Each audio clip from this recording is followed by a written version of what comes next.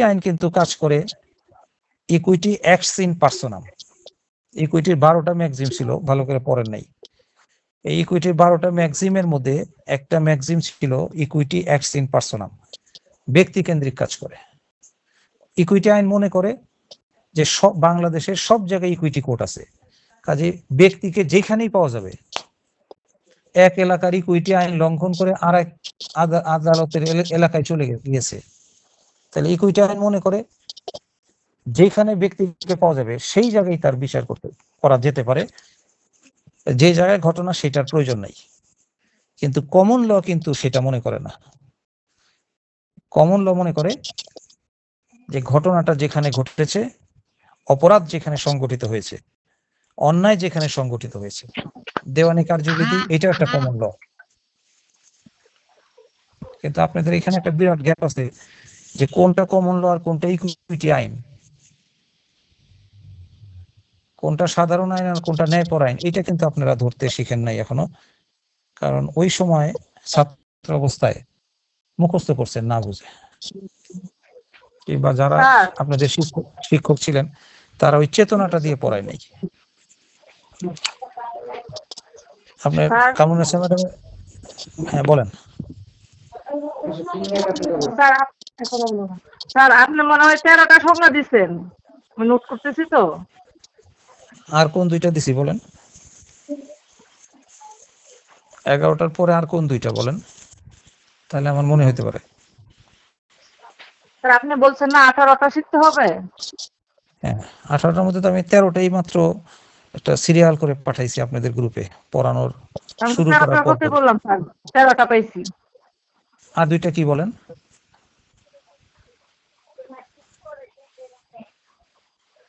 আমরা আজকে পড়ানোর শুরু থেকে যে 11টা পাঠিয়েছি তার অতিরিক্ত কোন দুইটা বলেন আপনি? স্যার তাহলে কি দুইবার এসে গেছে? তা আমি এখন এই মুহূর্তে বলতে পারবো না।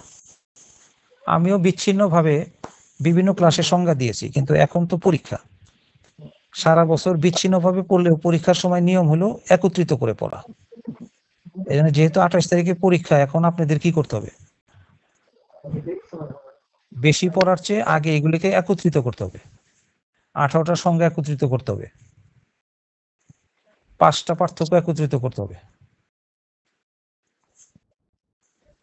ঠিক আছে? আচ্ছা আপনি দেখেন, কামরুন্নেসা ম্যাডাম নিজেই দেখেন যে আপনার এই 11টার মধ্যে দুইটা আবার আপনি পুনরাবৃত্তি করছেন কিনা।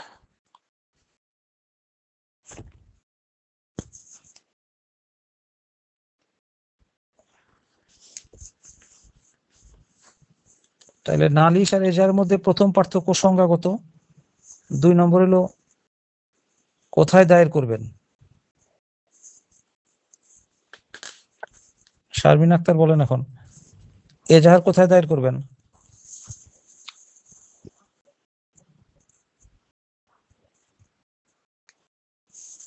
এজাহার কোথায় দায়ের করবেন? স্যার থানায়, ভারপ্রাপ্ত কর্মকর্তার নিকট। যথাযথটা কোথায় গেল? যথাযথ। তাহলে এত কষ্ট করে ব্রিজের উদাহরণটা আমি দিলাম কেন? রামপুরা ব্রিজ, ব্রিজের পূর্ব সাইড রামপুরা থানার, পশ্চিম সাইড হাতিরঝিল থানা। তাহলে এত কষ্ট করে উদাহরণ বোঝায় কি কোনো লাভ হইলো? এই যে যথাযথটা যে বাদ দিলেন। পরীক্ষার খাতায় নাম্বার পাওয়ার ক্ষেত্রে কিন্তু কয়েকটা ক্যাটাগরিতে নাম্বার পাবেন। এক হইলো very bad number, bad number, good number, better number, best number. এই 5টা ক্যাটাগরি আছে। এই ক্যাটাগরি কিন্তু পরীক্ষক সৃষ্টি করবে না। কোন ক্যাটাগরিতে পড়বেন এটা কে সৃষ্টি করবে? ছাত্র, তা লেখার মাধ্যমে। কাজে আপনি যদি শুধু থানা লেখেন তাহলে লেখাটা হবে ভেরি ব্যাড।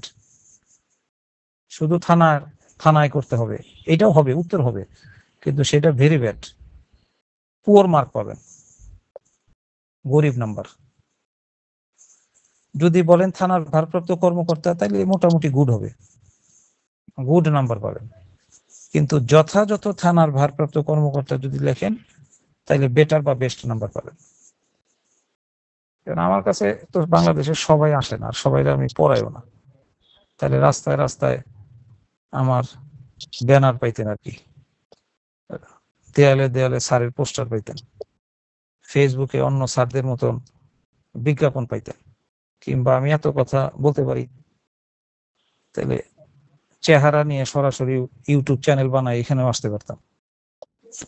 কিন্তু সবাইকে পড়ানোর মতন সময় বা সুযোগ নাই আমার।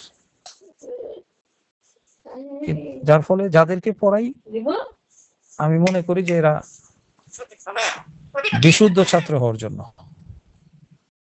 বেস্ট বা বেটার নাম্বার পাওয়ার জন্য আমার কাছে আসছে।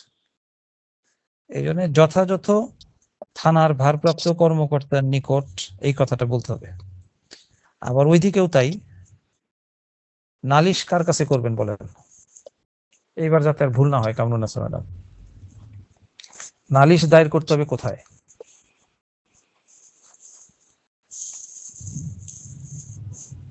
ভয় পেলে হবে না, সাহস নিয়ে বলে ফেলেন, যথাযথ দিয়ে শুরু করবেন। যথাযথ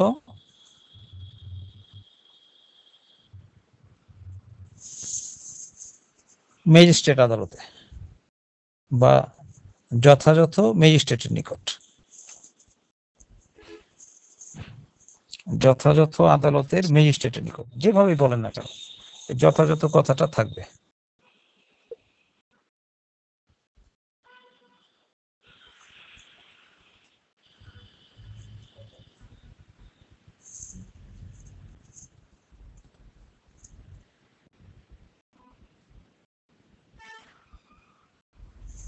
আর একটা গুরুত্বপূর্ণ পার্থক্য আছে, এটা কোনো বই লিখেছে কিনা জানি না, এটা একটা প্র্যাকটিক্যাল এবং মৌলিক পার্থক্য। এজাহারের মাধ্যমে, এজাহার দায়েরের মাধ্যমে যে মামলাটা শুরু হয় ওই মামলাটার কি নাম? এই জন্য এই পার্থক্যের শিরোনামটা এরকম ভাবে চিন্তা করতে পারেন, শিরোনাম তো আর পরীক্ষায় লিখবেন না, লেখলে নাম্বার কমে আসবে। মাথায় রাখতে হবে যে মামলার, হ্যাঁ জিআর মামলা, মামলার নামকরণের ভিন্নতার প্রশ্ন। তাহলে থানার, যথাযথ থানার ভারপ্রাপ্ত কর্মকর্তার নিকট এজাহার দায়েরের মাধ্যমে যে মামলাটা শুরু হয়, স্টার্ট হয়, সেই মামলাটাকে বলা হয় জিআর কেস। জি আর কেস, জেনারেল, অনেকে বলে জেনারেল রেজিস্টার কেস, অনেকে বলে গভর্নমেন্ট রেজিস্টার কেস। আর যথাযথ আদালতের ম্যাজিস্ট্রেটের নিকট নালিশ দায়েরের মাধ্যমে যে মামলাটা শুরু হয় ওই মামলাটাকে বলা হয় CR case, complaint register case. আসলে দুইটাই মামলা, কিন্তু তারপর একটু পার্থক্য করা হয় নামের সুবিধার্থে।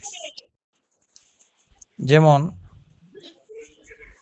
কারো একটা মেয়ে সন্তান হইল আর একটা ছেলে সন্তান হইল,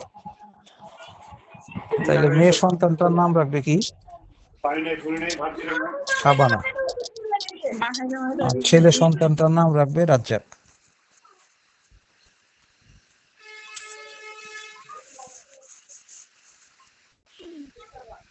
তাইলে মেয়ে আর ছেলেদের পৃথক করার জন্য মেয়েদের কিন্তু আলাদা নাম আছে।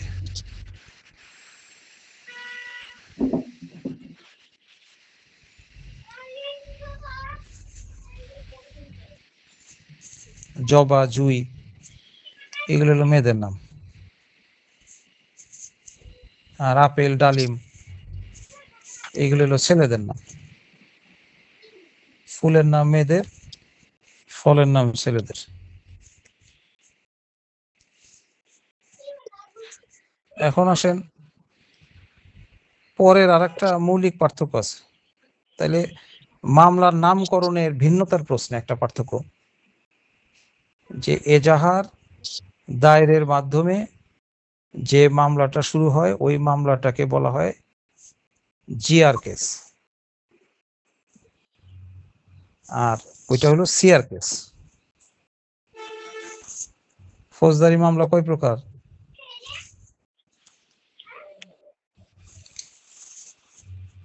স্যার 3 প্রকার। প্রধানত 3 প্রকার, জিআর কেস, সিআর কেস আর নন জিআর জিআর বা নন এফআইআর মামলা। এছাড়াও আছে, প্রধানত 3 প্রকার। এখন আসেন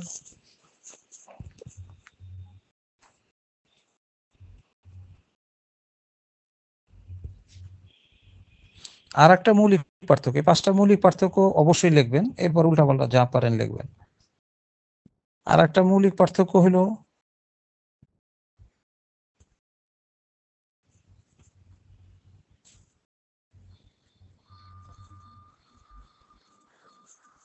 এটা প্র্যাকটিক্যাল। এই প্র্যাকটিক্যাল পার্থক্যগুলো কেন বেশি লিখতে বলতেছি একটু বোঝার চেষ্টা করেন। আমি কিন্তু কখনোই অবৈজ্ঞানিক অথবা অযৌক্তিক কথা বলি না। আপনারা এখন যে পরীক্ষাটা দিচ্ছেন লিখিত, এটা কিন্তু দীর্ঘদিন একজন সিনিয়রের সাথে থেকে আদালতে বাস্তব জ্ঞান নিয়ে পরীক্ষা দিচ্ছে।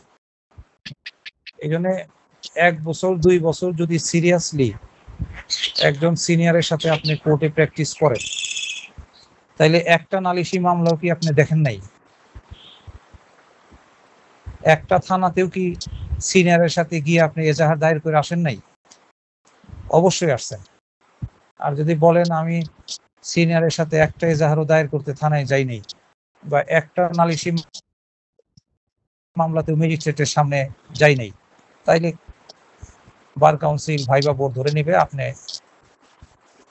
সিনিয়রের সাথে জুনিয়রশিপটা ঠিক মতো করেন নাই।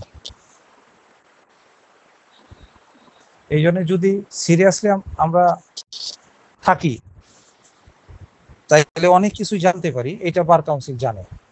এই জন্য বার কাউন্সিল কিন্তু পার্থক্যের মধ্যে প্র্যাকটিক্যাল পার্থক্য চাবে, যেগুলো আপনি সিনিয়রের সাথে থেকে বুঝে করেছেন। তার মধ্যে একটা প্র্যাকটিক্যাল পার্থক্য হলো, বাস্তব ধর্মী পার্থক্য হলো যে যখন থানায় আমরা এজাহার করতে যাই, কার কাছে? থানার যথাযথ থানার ভারপ্রাপ্ত কর্মকর্তার কাছে।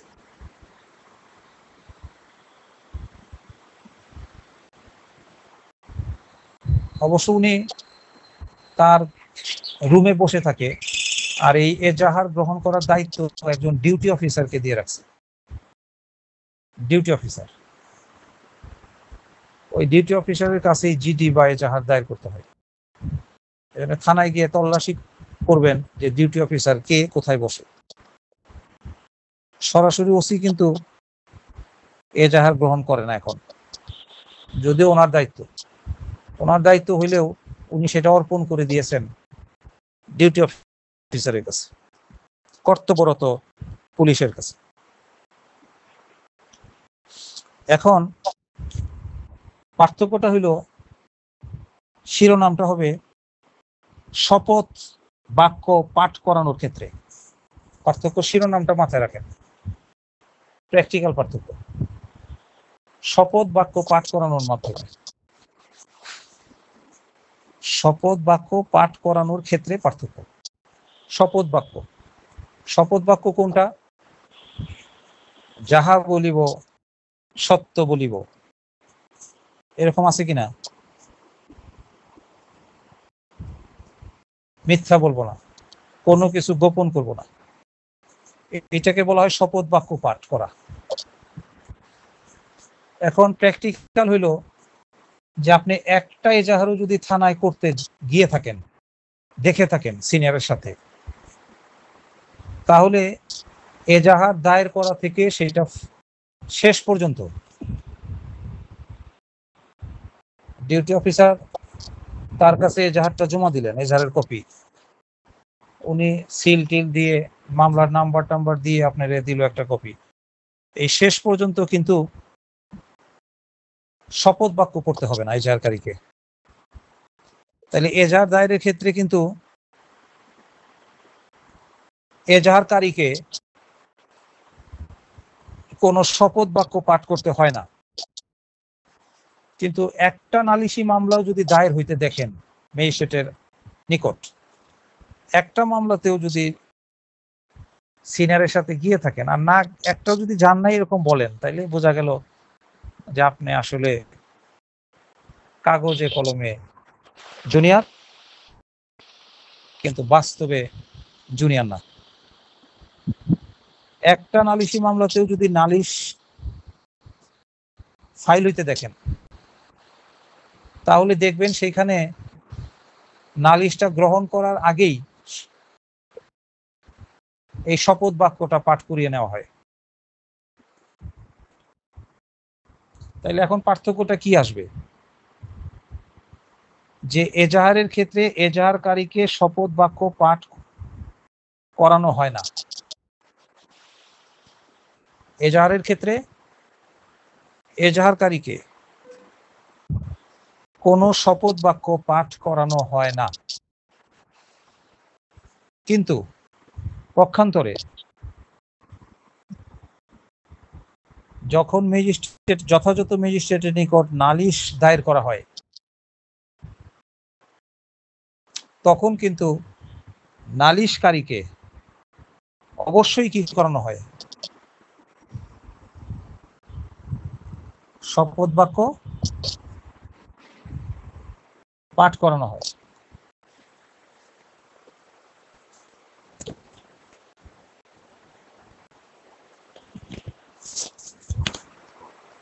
এই পার্থক্যটা লিখলে পরীক্ষক বুঝতে পারবে যে আপনি একটা এজাহার হইলেও থানায় দেখেছেন, একটা নালিশ দায়েরের সময় হইলেও সিনিয়রের সাথে আপনি সরজমিনে উপস্থিত থেকেছেন। এখন বলেন কামরুন্নাসা ম্যাডাম, এজাহার এবং নালিশের মধ্যে 5টা মৌলিক পার্থক্য বলেছি, 3টা পার্থক্য তাত্ত্বিক আর 2টা পার্থক্য প্র্যাকটিক্যাল বলেছি।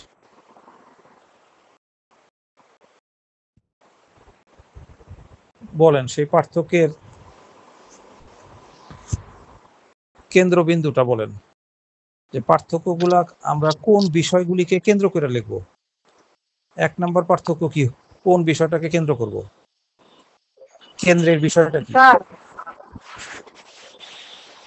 এজাহার এবং নালিশের প্রথম পার্থক্যের বিষয়বস্তুটা কি স্যার? বলেন। স্যার মেয়েটা একটু অসুস্থ স্যার, ও আবদার করছে আমার হয়তো মানে খাবে আর কি, এই জন্য এখন আমি একটু। আচ্ছা ঠিক আছে, কোথায় বলুন স্যার? ঠিক আছে তুষার সাহেব তাহলে বলেন। 5টা মৌলিক পার্থক্যের মধ্যে 1 নম্বর পার্থক্য বিষয়বস্তুটা কি, ধারাগত পার্থক্য। এজাহারের সংজ্ঞা ফৌজদারি কার্যবিধির কোথাও সুনির্দিষ্টভাবে নাই, কিন্তু নালিশের সংজ্ঞা 4 ধারায় আছে। 2 নম্বর পার্থক্যের কেন্দ্রবিন্দুটা কি,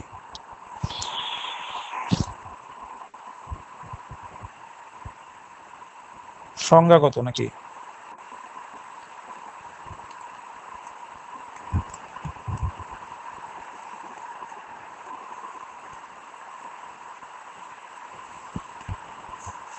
আপিল রিভিশনের পার্থক্যটা গত ক্লাসে আমরা আলোচনা করেছি। জামিনযোগ্য জামিন অযোগ্য অপরাধ এইটাও আলোচনা করেছি, শুরুতে খালাস এবং অব্যাহতির পার্থক্য আলোচনা করেছি। তাহলে আমার সাধারণ দায়িত্ব অনুযায়ী কিন্তু আমি 5টা পার্থক্যই আপনাদেরকে প্রাথমিকভাবে বুঝিয়ে দেওয়ার দায়িত্ব পালন করেছি। আমার দায়িত্বে কিন্তু আমি কোনো ফাঁকি দিব না, ফাঁকি দিলে সেটা আমার বিবেক আমাকে বাধা দিবে। স্যার এই পার্থক্যগুলো স্যার আপনি তো বলছেন স্যার, ওই সময় তো লিখে নেই স্যার, তা এগুলো কি স্যার আপনি পরে পাঠাবেন না সাথে সাথে আমি লিখে নেবো স্যার? না, আমি পাঠাই দিব।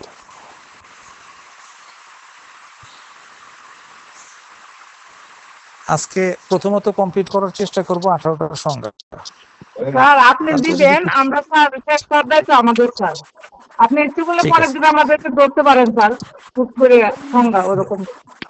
ধরবো মানে এই যে লিখিত পরীক্ষা 28 তারিখে যাদের 33টা ক্লাস দিয়েছি, 33টা ক্লাসেই 33টা পরীক্ষা হবে। প্রতি ক্লাসে আগামীকাল থেকে প্রতি ক্লাসে 10 মিনিট করে পরীক্ষা নিব। কালকের পরীক্ষার বিষয় বলে দেই। কালকের পরীক্ষার বিষয় হলো এই 18টা সংজ্ঞা থেকে 3টা সংজ্ঞা লিখতে দিব 10 মিনিটের মধ্যে। 3টা সংজ্ঞা 10 মিনিট লেখার জন্য আপনারা সময় পাবেন। 10 মিনিটের মধ্যে লিখে কি লিখছেন সেই লেখাটা আবার গ্রুপে পাঠিয়ে দিবেন। অবসর সময় আমি দেখে নিব সংজ্ঞা ঠিক আছে কিনা, বা আপনিও মিলাই নিতে পারবেন কতটুক লিখতে পারছেন কতটুক লিখতে পারেন না, এটা নিজেও মিলাই নিতে পারবেন। তাহলে কালকে থেকে আপনাদের পরীক্ষা শুরু। 18টা সংজ্ঞা আজকে রাতের মধ্যে পড়ে শেষ করবেন, কালকে পরীক্ষা। ঠিক আছে? এইভাবে এখন থেকে 33 দিনের 33টা ক্লাস নিব। 33টা ক্লাসের আগেই প্রতি ক্লাসে 10 মিনিট করে আগে পরীক্ষা দিয়ে বসতে হবে। পরীক্ষায় অকৃতকার্য হলে কি হবে? লিয়ান হারাবেন। লিয়ান বিনা ছুটিতে 10 দিন কোন শ্রমিক অনুপস্থিত থাকলে যেমন সে চাকরি সত্ত্ব বা লিয়ান হারায়, আপনি ওই দিনকার মতন ক্লাস করার অধিকার হারাবেন।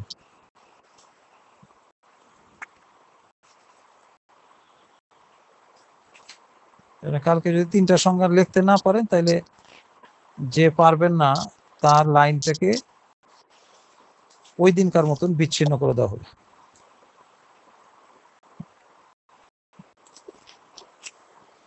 রাজি আছেন কিনা? স্যার যারা স্যার এমসিকিউ দেবে তারা তো স্যার বলছেন একটা করে করবে, তাহলে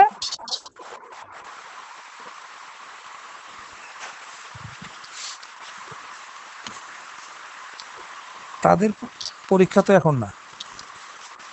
যারা এখানে এমসিকিউ এর লাইনে আছে তারা কিন্তু জানে যে তাদের প্রতি পরীক্ষা আমরা শুক্রবার নিই। 2-1 লাইনে আছেন, কথা বলেন। আমরা প্রতি শুক্রবার একটা করে পরীক্ষা দিই কিনা? জি জি জি জি স্যার জি।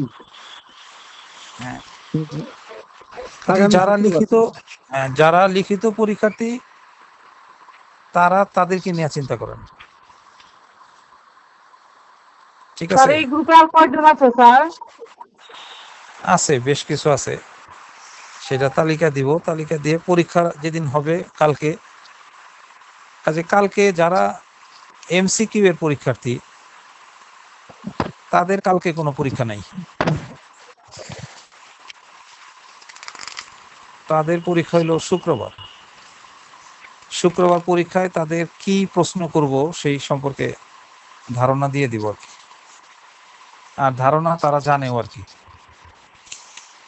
যা আমরা প্রতি সোমবার আর বুধবার ক্লাস করি। এই 2 দিনে আমি যা পড়াই, যতটুকু তাদেরকে জ্ঞান দিলাম ওই জ্ঞানের উপরই পরীক্ষা। তবে পরীক্ষাটা কিন্তু ধীরে ধীরে চাপ বাড়তে থাকবে। থেকে আজকের ক্লাস পর্যন্ত, মানে একটা শুক্রবারে পরীক্ষা নিয়েছি, শুক্রবারের পরীক্ষায় যা ছিল ওইটা সহ কিন্তু পরীক্ষা। অর্থাৎ ধীরে ধীরে পুরা বইটাই আপনার মাথায় রেখে তো পরীক্ষাটা দিতে হবে। যখন বার কাউন্সিলে চূড়ান্ত পরীক্ষা দিবেন তখন তো 7টা সাবজেক্ট একবারে মাথায় নিয়ে পরীক্ষা দিতে হবে।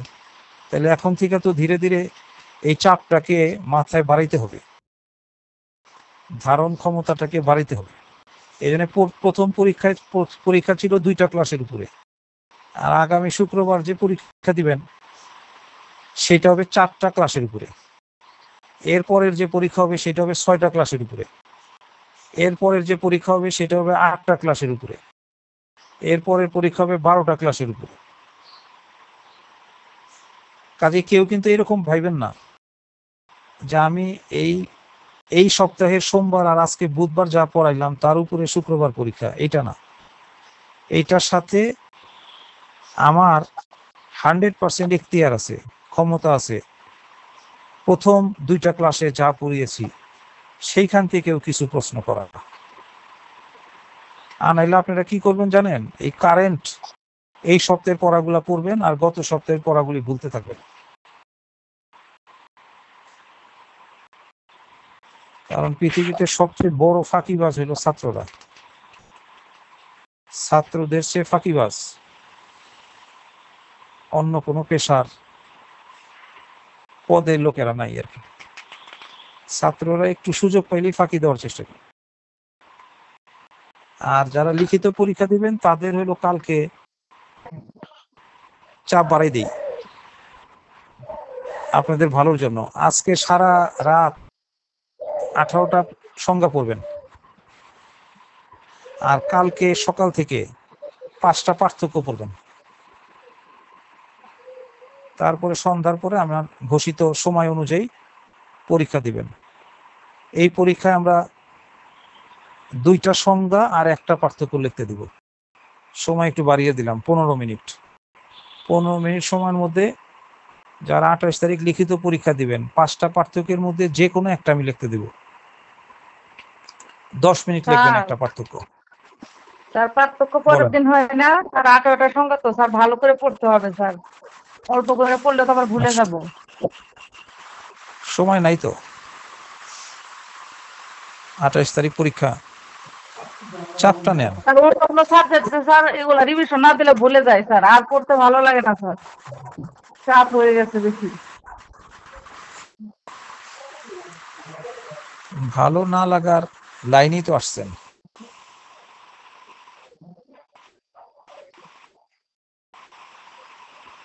আপনার হাজবেন্ডের দুঃখটা এখন বুঝতে পারবেন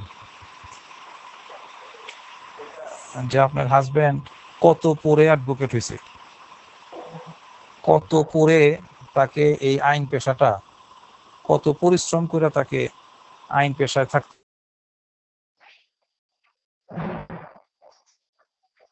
স্যার তুষার ভাই বললে স্যার ঠিক আছে স্যার, ওনাকে জিজ্ঞেস করেন।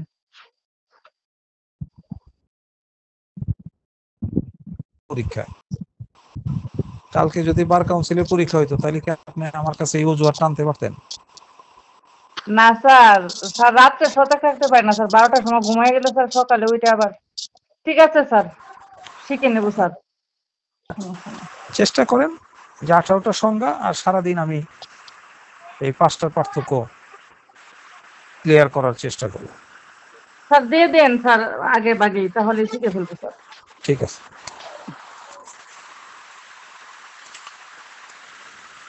আর 10 মিনিট আমি থাকতে পারবো, আমার একটা আসলে মামলার ড্রাফট আছে আজকে, একটা নতুন ভূমি আইন 2023, এই আইনের একটা মামলা দায়ের হবে। এই মামলার ড্রাফট করতে হবে আজকে। এই জন্য 15 মিনিটে আমি একটা কাজ করি। আমাদের আজকে ক্লাসের শুরুতেই কিন্তু আমরা বলেছি যে আমরা কি পড়াবো আজকে, সেই লক্ষ্যমাত্রা নিয়ে কিন্তু আমরা পড়তেছি। এইভাবে 33টা ক্লাসে লিখিত পরীক্ষার্থীদের 33টা ক্লাসে প্রত্যেকটা ক্লাসে আমরা এরকম সূচি, আলোচনার বিষয়টা নির্ধারণ করে দিব। আর 33টা ক্লাসে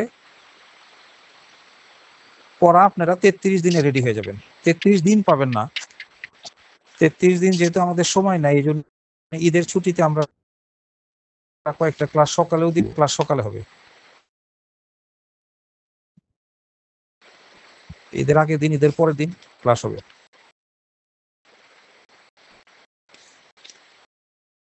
চব্বিশ দিন ক্লাস হবে রাতের বেলা, আর 9 দিন হবে 1 ঘন্টা করে 2 ঘন্টা। এখন আসেন বার কাউন্সিলের এই কি ধরনের সমস্যামূলক প্রশ্ন আসে। 15টা সমস্যা পড়তে হবে। আমরা বলছি 15টা সমস্যামূলক প্রশ্ন জ্ঞান নিয়ে আপনাকে যাইতে হবে।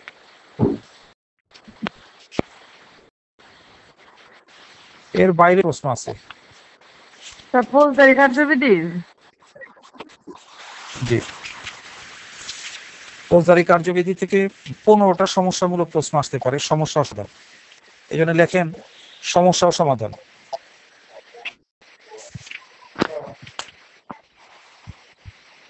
সমস্যা ও সমাধানের মধ্যে 1 নম্বর সমস্যাটা বলি।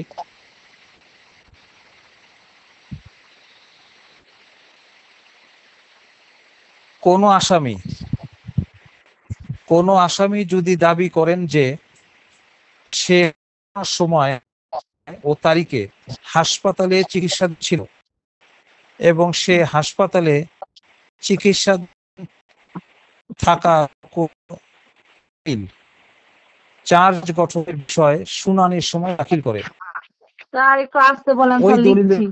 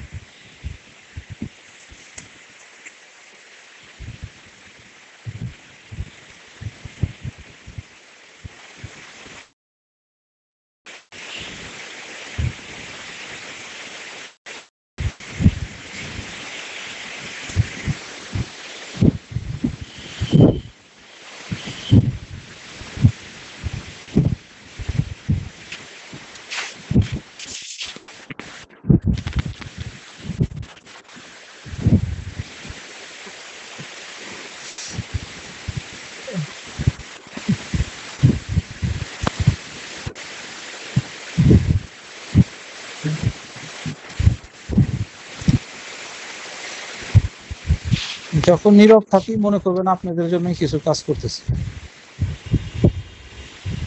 জি স্যার।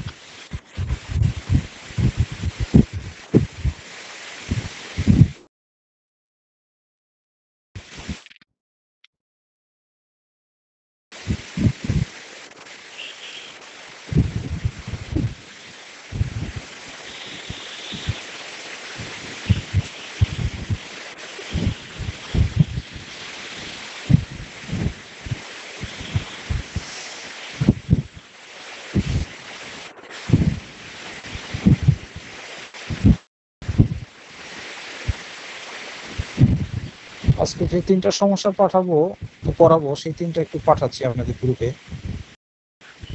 এখন লিখতে গেলে ভুল করবেন, আবার সময় নষ্ট হবে।